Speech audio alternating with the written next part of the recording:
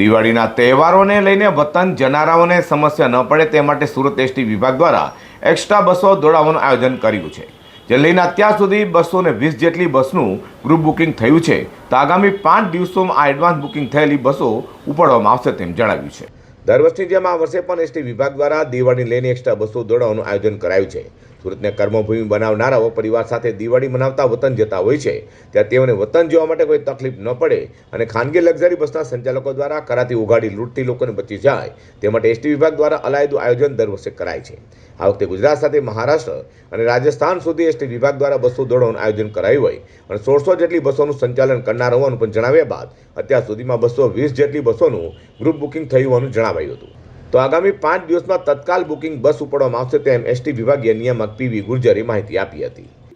આ એક્સ્ટ્રા બસો છે મુખ્યત્વે ભાવનગર, અમરેલી, ગારિયાધાર, મહુવા તેમજ સુરતથી દાહોદ, જાલોદ તરફનું એક્સ્ટ્રા બસોનું સંચાલન થશે। આ એક્સ્ટ્રા બસો જે છે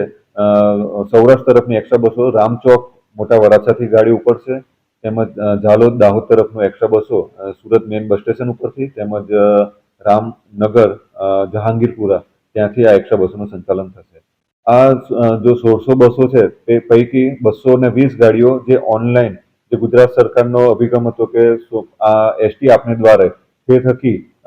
અમે 220 બસો ઓલરેડી અત્યાર સુધી બુકિંગ થઈ ગયેલી છે, જે પોતાની સોસાયટીની આગળ અમે એમને ગાડી આપીશું અને ત્યાંથી તો પોતાના વતનના સોસાયટી સુધી ડાયરેક્ટ જ મુસાફરી કરી શકશે। દર વર્ષે ગુજરાતના સૌરાષ્ટ્ર, ઉત્તર ગુજરાત, દક્ષિણ ગુજરાત અને મધ્ય ગુજરાત માટે એસટી વિભાગ દ્વારા વધારાની બસો દોડાવાતી હતી, જોકે આ વખતે મહારાષ્ટ્ર અને રાજસ્થાન સુધી એક્સ્ટ્રા બસોનું આયોજન કરાયું છે, જેને લઈને મુસાફરોમાં ખુશી જોવા મળી છે।